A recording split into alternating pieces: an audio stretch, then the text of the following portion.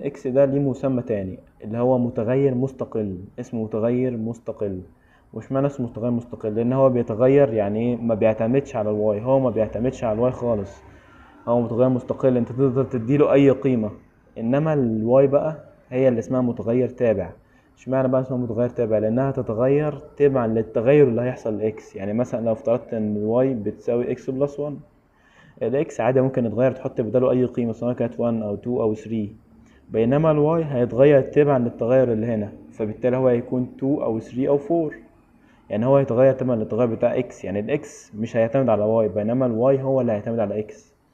يبقى ده كده بالنسبة للمسميات، وده يعني من أشهر الأشكال. أنا مثلا ممكن أكتب الدالة مثلا بالشكل ده y بتساوي x سكويرد بلس 1. إيه هي بقى الفانكشن؟ الفانكشن دي العملية اللي بتحصل للإنبوت علشان يديك الأوتبوت. يعني مثلا أديكم مثال مثلا مبدئيا بس معلش في شخبطة هنا كده.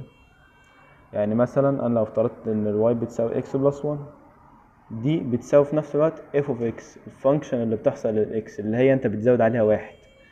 يبقى f of x برضو في نفس الوقت هيديك تساوي x بلس 1. يعني الفانكشن اللي حصلت ان انت بتزود هنا 1. انا مثلا هفترض f، يعني مثلا f of x بلس 2، انا اشيل x دي وهعمل العملية اللي هي بلس 1، يبقى هتساوي x بلس 2 بلس 1. يبقى دي كده اللي بتعبر عن الفانكشن. الفانكشن دي معنى صح دي العملية اللي بتحصل للانبوت علشان يديك الاوتبوت. وطبعا في اشكال كتيرة جدا وهناخد